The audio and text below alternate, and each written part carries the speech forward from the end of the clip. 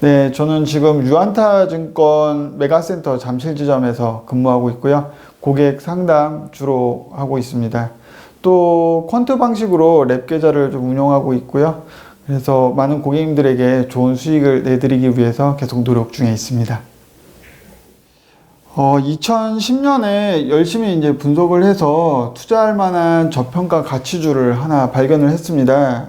굉장히 성장성이 높았던 종목은 아니었는데 그래도 이제 PBR이 상당히 낮았고 그 다음에 배당 수익률도 제법 높은 종목이었습니다. 제가 봤을 때는 굉장히 이제 저평가되어 있다고 생각을 해서 그 종목에 이제 투자를 했고요. 2년 동안 투자를 해서 2년 후에 한 30% 수익을 보고 매도를 했거든요. 그런데 이제 뭐 그렇게 높은 수익이 아니었다고 말할 수는 있는데 그 당시 코스피 지수보다는 상당히 높은 수익이었고 저는 이제 만족을 했었습니다. 그런데 이제 궁금했던 게 뭐냐면 제가 투자했던 종목이 이제 PBR도 낮고 이제 배당 수익률도 높았는데 제가 투자하지 않았던 이제 그거랑 비슷한 부류의 PBR과 배당 수익률을 보이고 있는 다른 종목들은 얼마나 수익이 났을까를 한번 궁금해 갖고 조사를 해봤습니다.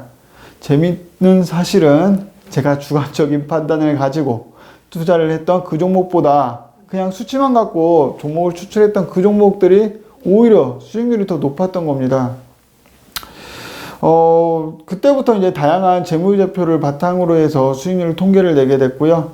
그게 이제 계기가 돼서 지금은 아예 정성적인 평가 방법을 다 제거하고 정량적인 방법만 갖고 퀀트 투자를 하는 가치지표를 이용한 퀀트 투자자가 되었습니다. 제 퀀트 전략의 이제 특징에 대해서 좀 얘기해 보겠습니다. 주로 이제 가치 투자자들이 즐겨 사용하는 가치 지표를 이제 사용해서 투자를 합니다. 주로 이제 PER이나 PBR, PSR, PCR, 그 다음에 배당 수익률, 부채 비율, 영업이익률, 뭐 이런 것들이죠.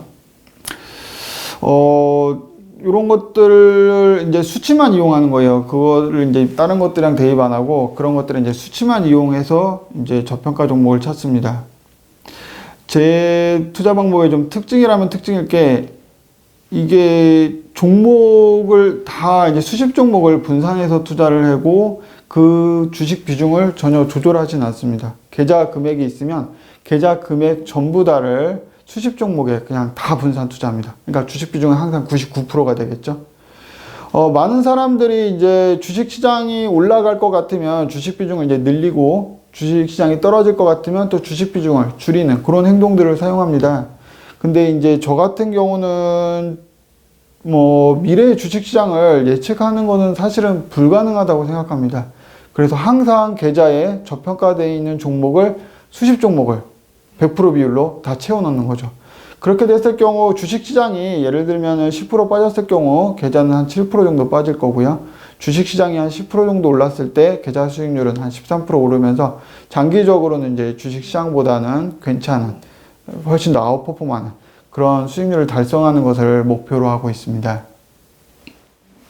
모든 투자자들이 좀 통계적으로 좀 검증을 해보는 습관을 가져보는 것이 좋습니다. 이제 투자 전략이 나오면은 그런 것들을 그냥 믿지 마시고요.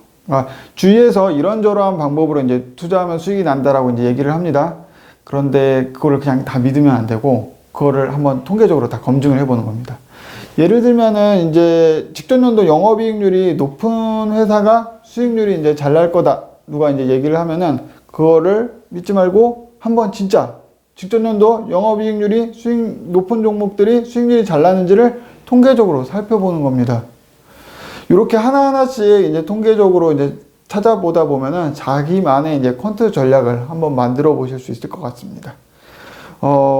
제가 아까 말씀드렸던 영업이익률 갖고 통계 내보는 거요. 한번 직접 이제 통계를 내보시면 아마 좀 뜻밖의 결과를 얻으실 수 있을 겁니다. 네. 주관적 판단에는 선천적인 안목이 어느 정도 필요합니다. 그래서 선천적인 안목을 선천적인 안목을 이제 타고난 사람들의 경우는 굳이 퀀트 투자를 하실 필요는 없습니다. 그 선천적인 안목을 이용해서 투자를 하실 경우 오히려 더 높은 수익을 거둘 수 있기 때문인데요. 그런데 이제 선천적인 안목이 없는 투자자의 경우 자신이 선천적인 안목이 없다는 사실을 깨닫고 주관적인 판단을 아예 배제한 방법으로 투자를 해야 됩니다. 그 방법이 바로 퀀트 투자입니다. 주의할 점 또 하나 말씀드리면은, 퀀트 투자라는 게 일시적으로 좀 수익이 안 날 때가 있습니다. 퀀트 투자라는 게 매년, 매달, 매일, 이렇게 이제 수익이 나는 그런 방법이 아닙니다. 만약에 퀀트 투자를 해서 매일매일 수익이 난다면 모든 사람들이 다 퀀트 투자를 할 거고, 그렇게 되면 퀀트 투자의 초과 수익은 완전히 다 사라져 버릴 겁니다. 그래서 이제 퀀트 투자를 할 때는 어느 정도 인내심이 필요한 거고요. 또 인내심이 필요하기 때문에 퀀트 투자가 계속 수익이 날 수 있는 겁니다. 만약에 퀀트 투자를 시작했다가 1년, 2년 이 정도 수익이 안 난다고 포기해 버릴 거라면 아예 처음부터 그냥 퀀트 투자를 시작하지 않는 게 차라리 더 좋습니다.